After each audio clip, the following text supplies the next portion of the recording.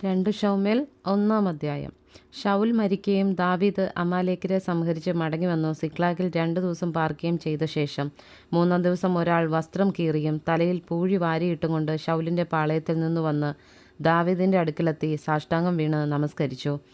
ദാവീദ് അവനോട്, നീ എവിടെ നിന്ന് വരുന്നു എന്ന് ചോദിച്ചതിന്, ഞാൻ ഇസ്രായേൽ പാളയത്തിൽ നിന്ന് ഓടിപ്പോരുകയാകുന്നു എന്ന് അവൻ പറഞ്ഞു.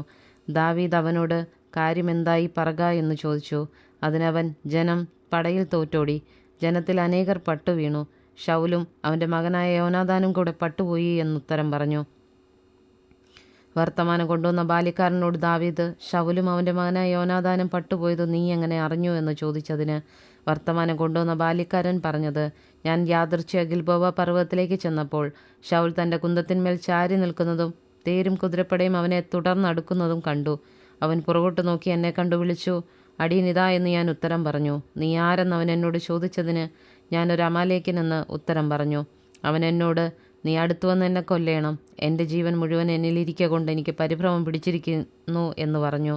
അതുകൊണ്ട് ഞാൻ അടുത്ത് ചെന്ന് അവനെ കൊന്നു. അവൻ്റെ വീഴ്ചയുടെ ശേഷം അവൻ ജീവിക്കുകയില്ലെന്ന് ഞാൻ അറിഞ്ഞിരുന്നു. അവൻ്റെ തലയിലെ കിരീടവും ഭുജത്തിലെ കടകവും ഞാൻ എടുത്ത് ഇവിടെ യജമാനൻ്റെ അടുക്കൽ കൊണ്ടുവന്നിരിക്കുന്നു. ഉടനെ ദാവീദ് തൻ്റെ വസ്ത്രം പറിച്ചു കീറി, കൂടെയുള്ളവരും അങ്ങനെ തന്നെ ചെയ്തു.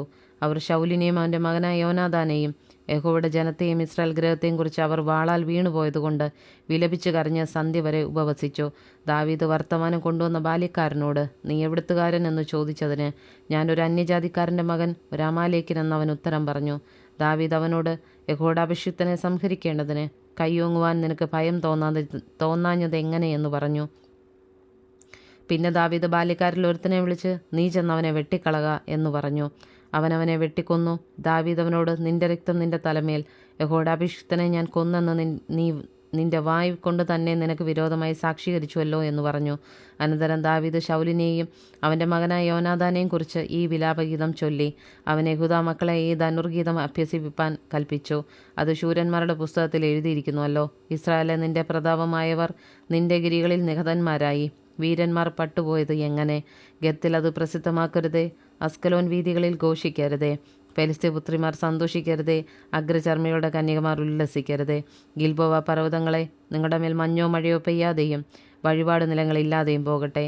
അവിടെയല്ലോ വീരന്മാരുടെ പരിച എറിഞ്ഞു കളഞ്ഞത്. ശൗലിൻ്റെ തൈലാഭിഷേകമില്ലാത്ത പരിച തന്നെ. നിഹതന്മാരുടെ രക്തവും വീരന്മാരുടെ മേധസ്സും വിട്ട് യോനാഥാൻ്റെ വില്ല് പിന്തിരിഞ്ഞില്ല. ശൗലിൻ്റെ വാൾ വൃഥാ പോന്നതുമില്ല. ശൗലും യോനാഥാനും ജീവകാലത്ത് പ്രീതിയും വാത്സല്യവും പൂണ്ടിരുന്നു. മരണത്തിലും അവർ വേർപിരിഞ്ഞില്ല. അവർ കഴുകനിലും വേഗവാന്മാർ, സിംഹത്തിലും വീര്യവാന്മാർ. ഇസ്രായേൽ പുത്രിമാരെ, ശൗലിനെ ചൊല്ലി കരവീൻ. അവൻ നിങ്ങളെ ഭംഗിയായി രക്താംബരം ധരിപ്പിച്ച് നിങ്ങളുടെ വസ്ത്രത്തിന്മേൽ പൊന്നാഭരണം അണിയിച്ചു. യുദ്ധമത്തേ വീരന്മാർ പട്ടുപോയതെങ്ങനെ? നിന്റെ ഗിരികളിൽ യോനാഥാൻ നിഹതനായല്ലോ. യോനാഥാനെ, എൻ്റെ സഹോദര, നിന്നെ ചൊല്ലി ഞാൻ ദുഃഖിക്കുന്നു. നീ എനിക്ക് അതിവത്സലനായിരുന്നു. നിന്റെ പ്രേമം കളത്ര പ്രേമത്തിലും വിസ്മയമേറിയത്. വീരന്മാർ പട്ടുപോയതെങ്ങനെ?